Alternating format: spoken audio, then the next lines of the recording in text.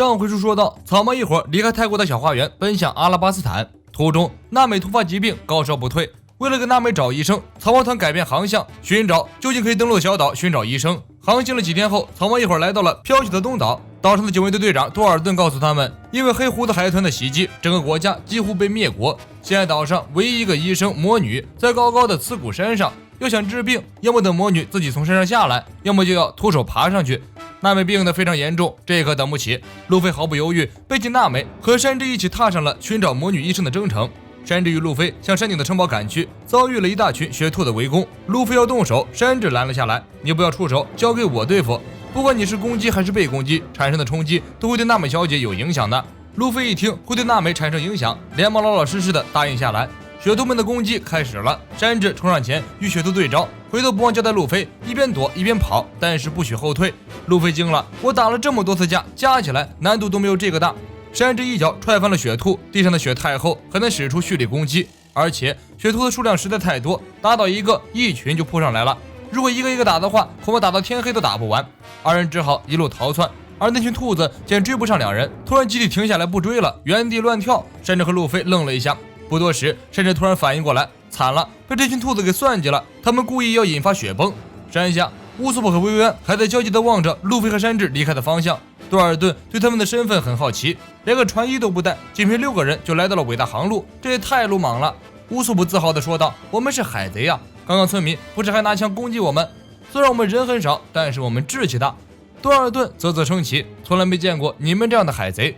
这时，一个长得像雄鹰的大妈路过，和多尔顿打招呼：“听说你在找库雷哈医生，他已经来到隔壁的镇子了。”短暂安静后，乌索普和薇薇安尖叫出来：“这不是错过了吗？”事不宜迟，多尔顿立即赶车，带着乌索普和薇薇安赶去隔壁小镇。一路上不住道歉，因为自己昨天刚收到过库雷哈医生下山的情报，所以推测最近几天库雷哈不会再下山了。没想到今天又出来了。乌索普和薇薇安表示，这种事情根本不是多尔顿的错，没必要道歉。以路飞和山治的体能，想在茫茫的大雪山里找到他们两个很不容易。现在唯一的办法就是找到库雷哈医生，让他赶快回到城堡与路飞和山治会合。聊天中，乌索普感觉多尔顿不像是普通的村民，说话不苟言笑，做事一丝不苟，看起来像个军人。多尔顿缓缓道出了自己的经历。正如乌索普推测，多尔顿确实是军人，而且是国王瓦尔波的部下。从上一代国王开始，多尔顿就担当这个国家的守备队队长。但是上一代国王驾崩，他的儿子瓦尔波继位后，这个国家就变了。因为瓦尔波的昏庸统治，这个医疗之国的医生们全部被驱逐了出去，只留下了20个优秀的医生做他私人的专属医生。这样一来，国民如果生病的话，就是病无可医，只能等死了。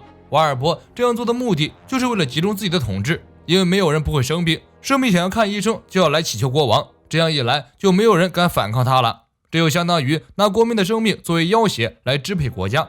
薇薇安见过那么多王族，从来没见过如此人渣的国王，这根本不是政治，是犯罪。瓦尔波部队费尽千辛万苦，终于找回了国家。刚一上岸，瓦尔波就让手下干掉了一些村民，以庆祝自己重登王位。慈古岛，你们的皇帝回来了！属下来报，在海岸发现了草帽海豚的船只。瓦尔波一听就火了，那群人之前还骗我说不知道慈古岛的位置，这不是来了吗？为什么这个世界的骗子这么多？人和人之间最基本的信任呢？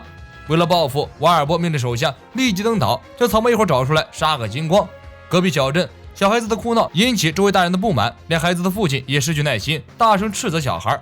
一个英国比老太太走过来，发出尖锐刺耳的笑声：“你这父亲太狠心了，小孩子哭闹一定是身体不舒服。”周围人议论纷纷，大家叫她魔女，把她身边那头驯鹿叫做怪物。魔女库雷哈也不在意，走上门前，一拳头将木头门打得粉碎。打扰了，你们快乐吗，小鬼们？酒馆里的人看到老太太，吓得全都从椅子上跳了起来。库雷哈则习以为常，一个男人惊讶地说：“你真是一点没变，完全看不出来140岁的样子。”库雷哈表示很不满：“我明明才139岁，别把我说老了。”那孩子的父亲护住自己的孩子，对库雷哈似乎很恐惧。库雷哈也不理他，安排小巴拿了医药箱，把孩子放倒，开始进行检查。孩子的父亲口口声声说孩子根本没病，但库雷哈发现孩子的腿部有明显的肿胀发炎。库雷哈断定这是一种疑难杂症，搞不好有生命危险。库雷哈为什么被称为魔女？大概就是因为她特立独行，治疗手段粗暴，给人动手术都不带麻醉剂，直接物理麻醉，一棒子敲下去，3下5除2就搞定了哭闹的小孩。交代了孩子父亲后期的换药和治疗后，库雷哈也没经过店家同意，就要走了店里的美酒和食物，还收走了店里50%的财产。周围人一听，顿时骂开了，明明就是敲诈，小孩都不是好好的吗？怎么可能有生命危险？不过是危言耸听，为了骗钱罢了，不要招摇撞骗了，魔女！库雷哈沉默不语，乔巴低声嘶吼。库雷哈制住乔巴，不要和他们一般见识，只不过是小鬼们的风言风语罢了。这时，那个得了重病的小孩苏醒过来，他告诉库雷哈自己舒服多了。周围人沉默了，库雷哈哈哈大笑，心情大好，优惠了店家49%的酬金，和乔巴离开了酒馆，驾驶雪橇向其他的地方赶去。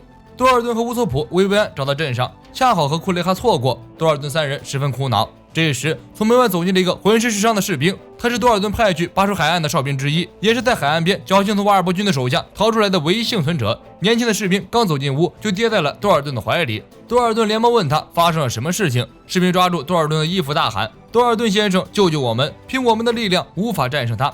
瓦尔伯回来了！”多尔顿很是生猛，想也没想，抓起武器，扯了一匹白马，向瓦尔伯的方向赶去。我要做个了断，给我等着，瓦尔伯！多尔顿怒吼一声，变成一头斗牛。瓦尔伯回来的消息很快在岛上传开了，那些能战斗的国民团结一心，纷纷操起武器，奔向海岸。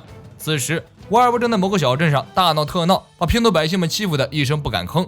瓦尔伯很得意，听闻库雷哈医生正住在自己的城堡里，瓦尔伯脸色大变，集合手下准备回去山顶的城堡。突然，多尔顿跳出来，操起大刀片砍伤了瓦尔伯。瓦尔伯的手下叫来20位私人医生，很快就将瓦尔伯的伤口修复完毕。一直以来，只有你能看医生，而国民却连医生都看不了，只能遭受病痛折磨。瓦尔伯，多尔顿劝瓦尔伯跟着自己一起离开这个国家。当黑胡子海团来袭的时候，他们都同样置国民的生命于不顾，根本没脸在这个国家待下去。瓦尔伯却大言不惭，还在大放阙词，声称自己掌握了20个医生，想要看病的人必须对他俯首称臣。多尔顿怒从心起，变成野牛形态。因为你是对我有恩的前代国王的儿子，所以我还希望你有朝一日能醒悟过来。现在看来是不可能了。多尔顿冲向瓦尔伯，瓦尔伯军队的人立即开枪，多尔顿冲进人群，瞬间放倒了一群士兵。这时岛民们赶过来支援，瓦尔伯手下的2个大将，一个爆炸头，一个扑克脸，挡在多尔顿面前。扑克脸架弓拉箭，多尔顿惊呼不妙。扑克脸一脸坏笑：“你是赢不了我们的，怎么说我们也相处这么久了，这就是你倒霉的地方。我很清楚你的弱点。”扑克牌脸将箭射向群众，多尔顿扑过去挡在人群前，用自己的胸膛接下了3枚箭。突然，大地剧烈震动，雪兔群引发的雪崩引起了强烈的地震，雪崩很快涌进镇子。瓦尔伯顾不得和多尔顿干架，带上2个手下，跳上巨型河马就跑，把自己的私人医生团无情抛弃。雪崩之后，瓦尔伯命硬地从雪地里爬出来，对草帽团更加怀恨在心，一定是他们对上次的事情耿耿于怀，于是故意制造雪崩来袭击我们。草帽海贼团良心大大的坏。山上，山治和路飞反应很快，从雪崩中跳起来，踩着一棵松树玩起了滑雪。雪兔们见没有干掉2人，立即踩着枯木追了上来。双方在雪崩中展开激烈角逐，在雪崩上滑雪，虽然没有试过，但想必速度应该很快。眼看马上就要撞上一个大石头了，山治跳到路飞前面，将路飞丢了出去，自己的背对大石头。对待女士一定要温柔一点。山治以背部撞击在石头上，随即很快被雪崩淹没。路飞抓住石头上的树根，另一只手去捞山治，结果只捞出了一只手套。在雪崩停息后，路飞把娜美放在一个安全的地方，脱下厚实的外套，把娜美裹得严实，只身下山去寻找山治。很快，路飞在雪地里将山治挖了出来。返回的途中，看到一只小雪兔在旁边嚎叫，原来是大雪兔被埋在雪中出不来了。路飞伸手过去，小雪兔充满敌意，路飞没有理会他，一把将雪兔拉了出来。2只雪兔看着路飞远去的身影，心灵受到强烈撞击。路飞就这样背着娜美，夹着山治，一步一步向山顶走去。我一定会带上你们的，都别死啊！突然，身后传来脚步，路飞回头一看，瓦尔伯带着2个手下骑着长腿河马追了上来，边追边大吼：“给我站住，臭小子！3番5次给我找麻烦，老子现在就要扁你！”路飞表示：“玩归玩，闹归闹，别拿我伙伴的生命开玩笑，滚蛋！”